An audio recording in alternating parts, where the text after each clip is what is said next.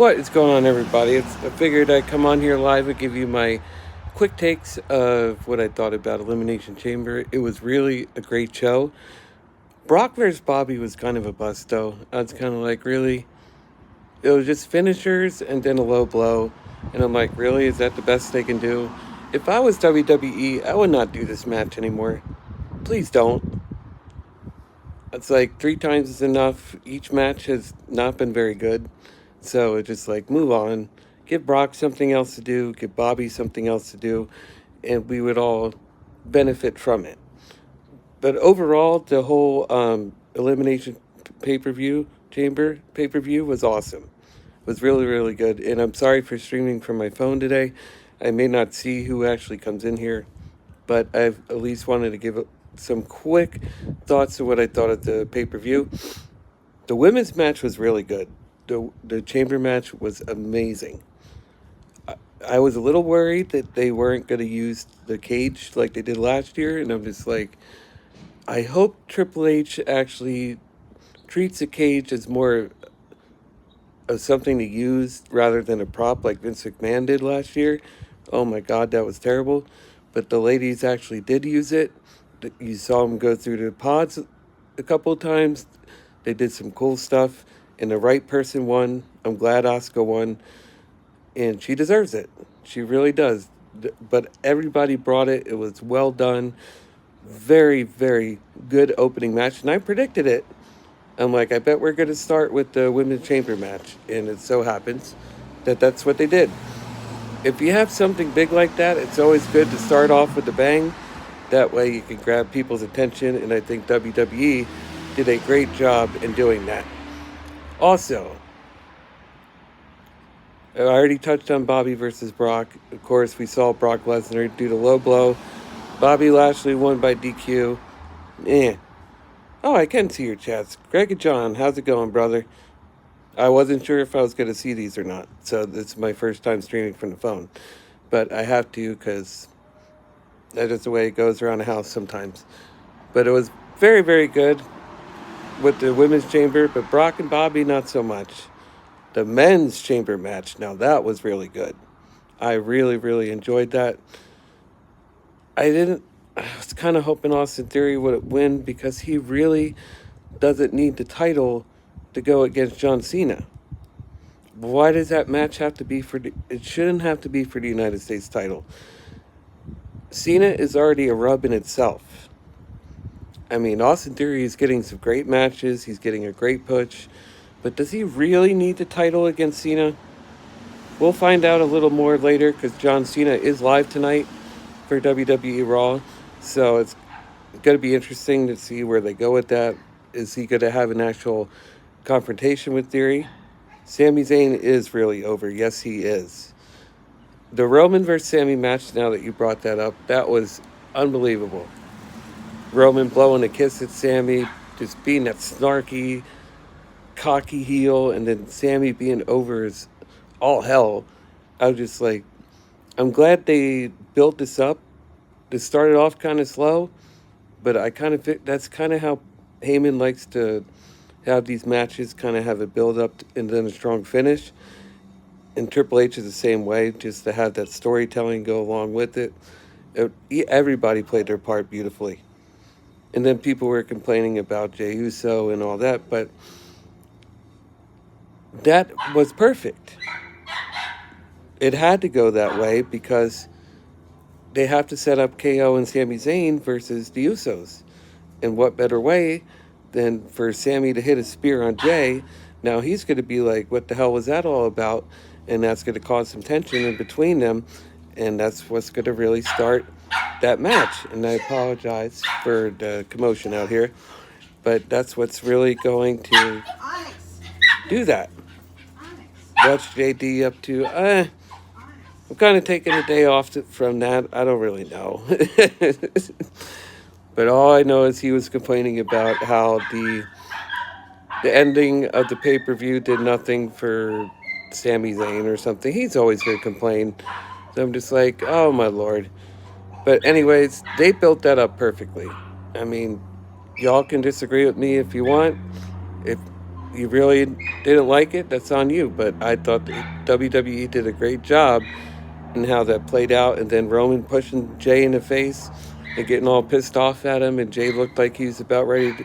I thought for a second that Jay was going to put the chair shot on Roman, just like Sammy did. And then the spear happened, and I'm like, oh, well, I think that's going to end that friendship, unfortunately, because Jay's not going to be too happy about that.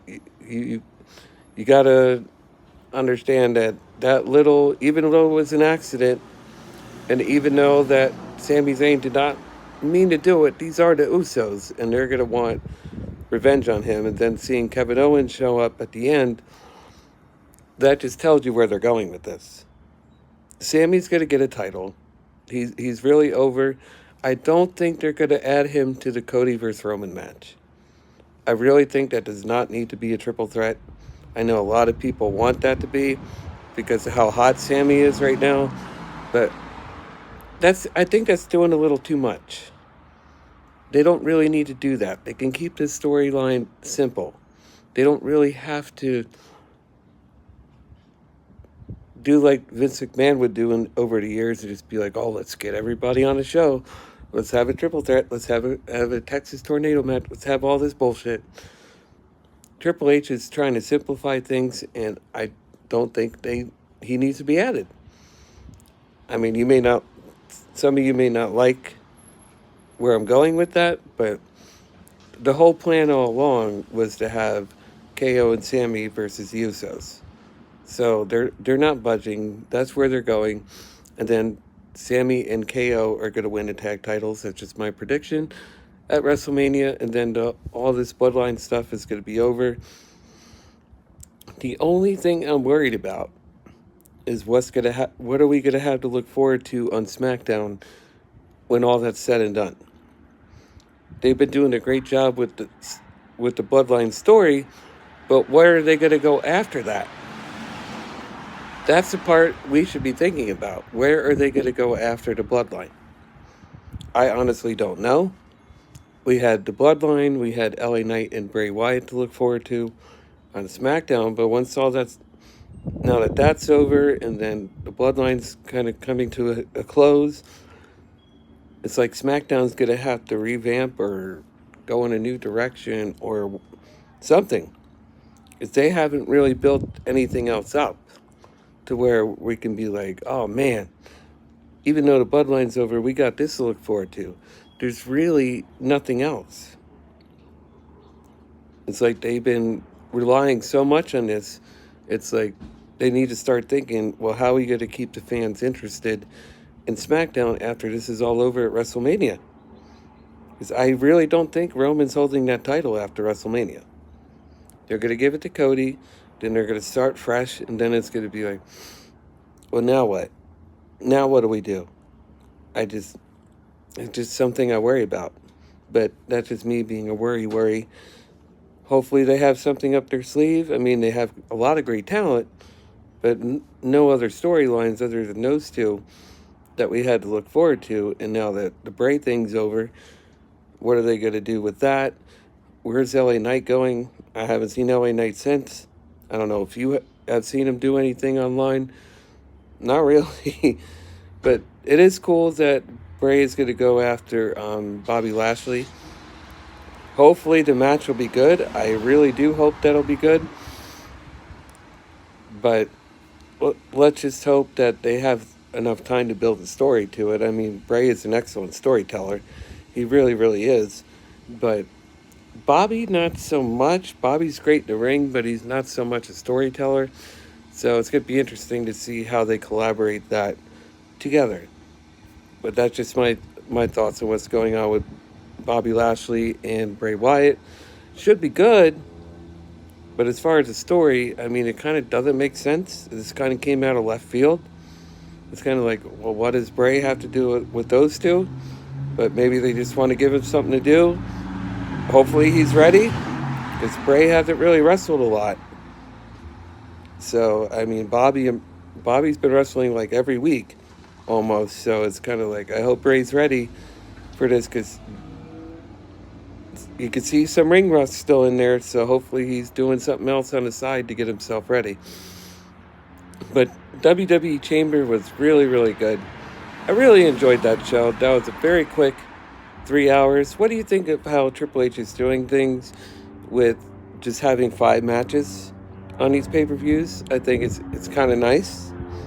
You're not having like Vince getting all these matches together that don't make sense. Triple H is going more old school. If you belong on the show, you're going to belong on the show. If you're not, we're just going to save you for TV. And I like that aspect. I really do. It makes you feel like they are really working. Who's working the hardest? And it's showing by who's actually on the shows. Triple H is doing a great job of making these pay-per-views mean something. And I really do like that. What else was on the Chamber? I feel like I'm missing a match. Oh no. I think I covered them all. Was there any more? Oh no, if I missed one, I have a feeling that I did. I just can't. The other matches were so good. I feel like I'm sleeping on one. So if you guys can leave it in the comments, I'd really appreciate it, because I know we had the women's, the men's, Brock and Bobby, Roman and Sammy. I just feel like I'm missing one. Was Gunther on it? I don't know. I'll have to go back and look, because I really can't remember what the 5th match was. But great show. I thought I'd at least come on here and give you guys my insight. I'm not going to do a whole bunch of filler or anything like that. So we're going to end it here.